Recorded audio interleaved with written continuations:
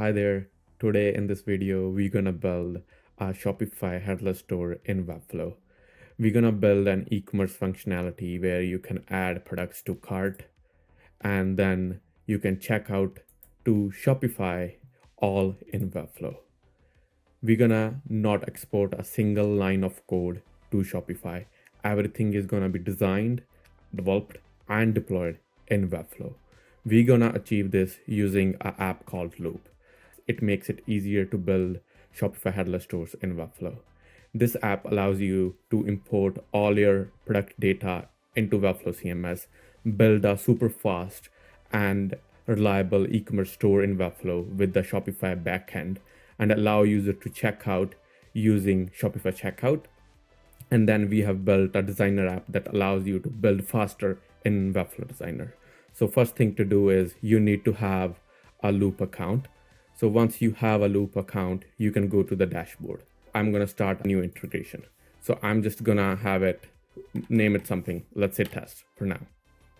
So now it's gonna ask us that let's connect to Webflow. So what we're gonna do is we're gonna go into Webflow and create a fresh new site for this project.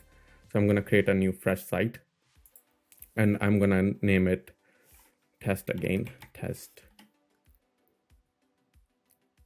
So once our Webflow site is created in Webflow, we can go back and now here I can reconnect because you can connect your Loop account to multiple sites. So I will now give it access to the site here. But what I also can do is I can give it to access to my workspace. So in future, if I wanna change the sites, I don't have to authorize with Webflow again. So now we can see our Loop account is connected with Webflow. So now what we're gonna choose is we're gonna choose the site that we just built. So let's find that from here. So it should be test. So this one. So now we're gonna do is we're gonna connect this site. So you can see now Loop while connecting, it created 3 CMS collections, products, collections, and variants. This is where all your Shopify data is gonna be. And also you will see now you will have an app called Loop here that you can use to design. We will come back to this later. So now let's go back. So now it's asking us, let's connect to Shopify store. So we're gonna hit connect. So now it will ask us 3 things. So we need the My Shopify domain, 2 API keys. So I'm gonna show you how you can get that. For this demo, created a demo store that has test products, right? So let's go in. So we need to go in apps first, and then we need to go in the settings. And because this is a fresh store, I need to allow custom app development. So once you're done, you will do is you will create a new app. So I'm gonna do Loop. You can name it anything for your easy reference, but for now. So what we're gonna do is we're gonna go to configure storefront API scopes, and we're gonna just select everything here. So just making sure I have selected everything, and I'm gonna hit save. And then we need to go back and we need to configure our admin API scopes. And for this, you can reference to our docs. And when you come to this section, connect with Shopify, it shows you everything that you need to do, like all the scopes that we need. So let's go back. So we need write and read meta fields and their definitions. And then we need to read and write products. So let's read and write products, and we need read and write product listings. And that's all. So technically we can hit now save, and we will just install that. Also keep in note that reference to the docs, even if you're watching this video, because in future we may release new features in Loop that would require different scopes, and you might need to configure that. So it's best idea to always come here and see what scopes you need for the admin API key, and then use that and then put the keys in. So now, because we have installed our app, we will have 2 API keys. But before that, I'm gonna show you something else. We need our My Shopify domain. So you can see this is the demo store. I can't see the domain, but I can see it here, right? But for some stores, what happens is Shopify gives you 2 different domains. So you might have one like this, That's like some name and my Shopify. But sometimes you also have like random number my Shopify domain. That's your first domain. So in case if your store has that, you will be able to see it in domains, and you just need to copy that. Don't use the new one, right? And don't use if there's any custom domain that you're using, don't use that. Just use the my Shopify one. And then we can just paste it here. So once we have pasted this, and we can go back to our apps, develop apps, Loop, API credentials, and then we can reveal this token. So this is our admin API token. So once we have that, we can do is we can go back, and then we will paste it in admin API key. And don't worry, I'll change the tokens after this video is published. So we can go back and we need to paste this. So once we are done, we can save and connect. And you can see it validated that your domain and your both keys are valid. Okay, so now let's go to the next step. So it says, set up your Webflow CMS to work with Shopify. So what does that mean? So that simply means that there's some things that we need to do manually to make our Webflow CMS ready for the data we're gonna receive from Shopify. So you will see we have, again, products, variants, collections, and policies. So the policies is actually optional if you want to sync your like shipping and refund policies from Shopify. So your policies in the checkout and your Webflow store are same. So you can create a new CMS. So we are not gonna mess with this here. I'm gonna have another video. So let's see this. So in our product CMS, we see we have all these fields, but we are missing these two. So these two are not generated by Loop. So you have to go in and do it manually. So I'm gonna show you how to do that. So what we're gonna do is we're gonna copy this. We're gonna go here and we're gonna come here, and we're gonna go to the settings, and we're gonna go here. And what it says is we need a single reference field. And then this is type is variant. And then how you can tell that is if you come back, you can say this is a name. It's a reference of a variant. And here, like the next one is a multi-reference of a variant. So that's how you can tell that. And now we're gonna copy this second one. We're gonna go back to our Webflow. And then we're gonna multi-reference and we're gonna do variants. Save field. Just make sure you don't mess this up, because this is very important to bring all our variants and connect the data, right? And then let's go again back. And what we need to do. Okay, so we can see sometimes if Webflow API errors up and some fields are not created while integration, you will see that they are missing. So we need to also create those. So next, this is for, I'm just gonna confirm it's for variants. So I'm gonna go here, and we can see that field is not here. And then I'm gonna confirm that it's a number. And then let's go and find a number. It's a position, it's an integer, and we're gonna do save. And then we need to go back, and we need this field. It's a single reference of products. And then let's go back and go here, single reference of product, and then save collection. And then we should be on the last part, that's our collections. So we see all the automatic things are generated, and we need to again do a multi-reference field of products. So we go here, and then we do multi-reference of products, save field, save collection. And now if I refresh my dashboard, it's gonna load all the new fields. So check mark, we are all good to go. Check mark, we all are good to go. And check mark, we all are good. Okay, so now we are ready to bring the data from Shopify. So the interesting part, right? So we can go to products and variants, and we can see nothing has been synced, and you can see the status of that product in your Shopify dashboard. So you can sync everything together from here. So what I'm going to do is I'm going to do 3D flip. I'm going to bring this one. Let's bring this one. Let's bring one more. And I remember there's a one that has multiple variants. So let's sync this one. And you can see these are scheduled, and it takes some time to bring this data to Webflow. And you can go to server logs, and that you can find here, and you can see the status. And once it says completed, this means your data is in Webflow. So I'm going to pause this video for a while, maybe like 2 minutes, and then let this data come, and I will resume and join you guys here. And you can see one is already completed. So, okay guys, there you go.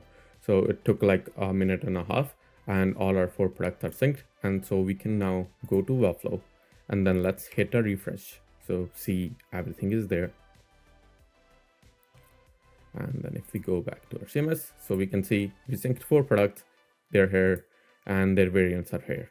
Then we are now ready to build our store. I'm not going to design much. I'm just going to show how to add a functionality, and then you can go crazy as much as you want. So like, let's look at this. So the store was built in with Loop, and then you can see you have dynamic data coming from Shopify. You can have markets and different things. And then you can build as many landing pages as you want. You can build product cards. The principles are same, but you can then use like the power of Webflow to build whatever you want. So let's get started.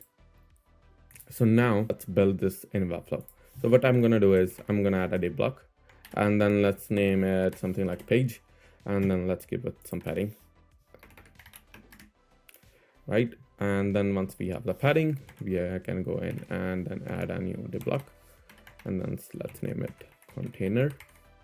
Oh my god, container. So once we have our container in, let's just make sure it's something like this. Now we have that. So styling doesn't really matter in this demo, but make sure you make beautiful stores. And now once we have this in, let's go and launch our Loop app. So there's now 2 ways to build everything. You have what we are used to in Webflow is like components. We can add these to our DOM. So we can copy this and then come here and paste this. So these are pre-built, pre-styled, minimally pre-styled elements that you can use, right? And then you can see these are having all the attributes that we need to reference to our CMS. But what you can also do is, let's say you don't want to use this, you can style it again. That's option 1. Or you can go to our advanced setup, and then you can go in, and then you have everything here. So like this is a product wrapper, and if you go in product wrapper, you can build your own product wrapper. You can set your own attributes or set all attributes together. And then you can also go and read our docs from here, and it will send you to our docs. And then once the docs loads, and you can read here. So that's one way. That's the more advanced way. But for this video, I'm just going to use our components to quickly build this and show you. So let's go in our elements, and then we can close this app for now. So we have this. So what we need to do is, because we are on a product page, we can go here, and for loop ID, I'm gonna do is I'm gonna reference our ID here, and then for our loop default variant. So what I'm gonna do is, we already have a referenced variant that we created, the connection reference field, and I'm gonna connect the ID of that variant here. So once that's done, now when we come here, you can reference these fields to anything. So in this case, I'm just going to use this, and we don't have a product subtitle, so we don't need this. For price, what we can do is we can go here. Our default variance price should be here.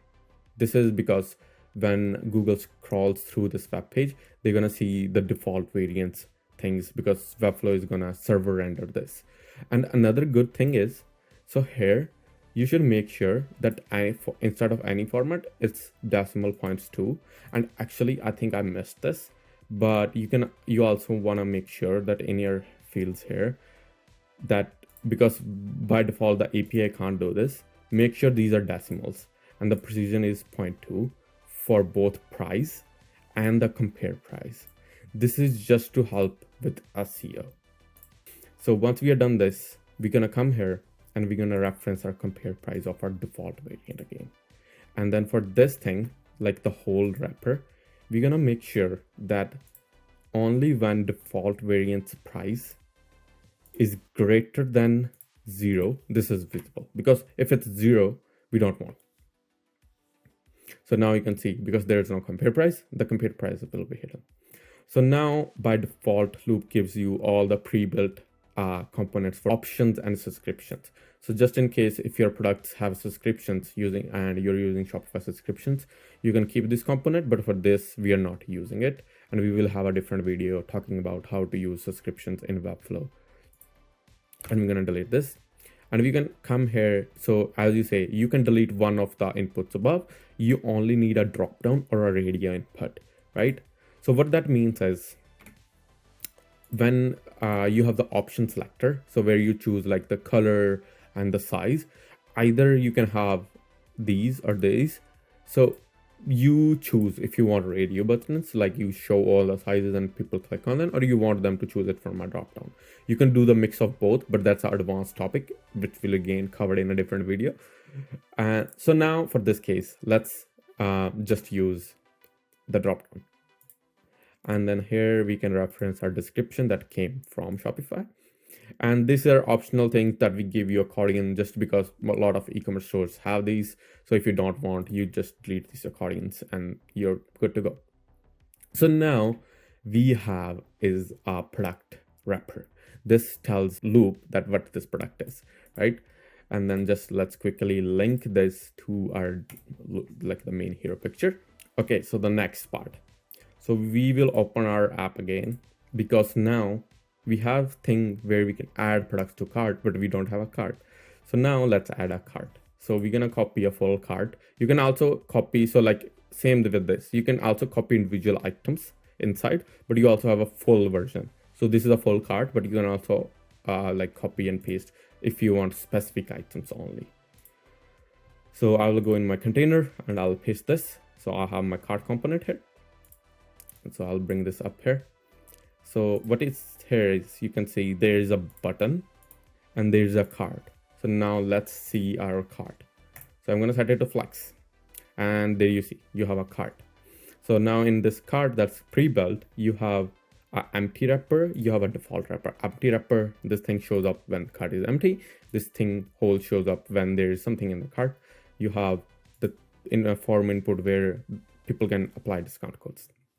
So what we need to do is here, we need to go in this cart list and then we need to add a new collection list. And this time this collection list is gonna be of all the variants. And then we're gonna open this and then bring our cart item inside. And once we have the cart item inside, we need to go in our settings and we need to replace or link this to the ID of the variant. And you can see this here. So once that's connected, now Loop knows what variants these are. Now we need to just quickly go in and then we can see what is the parent product and we're gonna name it. We can come here and then just add the name of the variant so people can see this is the variant that so this is just if again we are using subscriptions, this will show you selected the monthly plan or like bi-weekly plan, but for this store we're not going to do that, so we can just delete this. And that's here. Now we're going to go here and then again same thing, we're going to reference it to price, make sure the precision is 2.2. We're going to come to this one and then here we can do this one and then make sure precision is 2.2. And that's basically it. So now we should be no. Okay, I will tell you why. So you can see there's a pre-built animation that comes with this when you copy and paste this full cart, but we also may not make sure when we add to cart this animation triggers, right? So what we're gonna do is go in here, go to interactions, on mouse click, start an animation, and there you see the animation came with the clonable. So you're gonna do this. So now when someone adds to the cart, this works. And now the last step, or I should say second last step, is go back to here, go in the Loop embed. So this is the JavaScript library that's gonna link the Shopify store in front end when users are using your website. So we're gonna copy this and then you can actually open the settings from here. So it will take you to your store's settings, custom code settings, and you're gonna paste it in the head. and you can save it. And then we can close this window, right? And now we can go back. And now we can just do is, because our store is ready, we can actually by default make this hidden and then publish the store. So now the time comes. Now let's see if our store works. So we're gonna do is, and voila, there you see. So the price is updated to the right amount. And then this is our right options. And then you can see here, and then we can reference it with our Shopify. You can see we have colors as an option name, and then we have 5 colors, and that's what we see in our front end. So we can now do is we want 2 of ice, and there you go, we have 2 of ice. So now let's do 1 of electric, add to cart. So we have 1 of electric, and you can see the total here. And now we can do is we can hit checkout. Once we check out, it will show us the checkout. So now you can see here our items came through, our default country came through, and then you can choose and pay. So let's test this.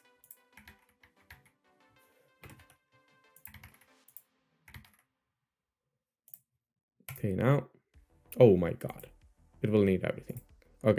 Okay, so I filled my information, and I'm gonna blur this because it has my some personal information. And then I'm for testing just adding the test payment credentials, and we can do pay now. And there you go. I made a store in Webflow and then check it out using Shopify. That's it. That's how simple it is. I hope you liked this. I know this was very high level, but you can really start using the Loop app and attributes to build custom storefronts. I hope you liked this video. See you in the next video. Thank you.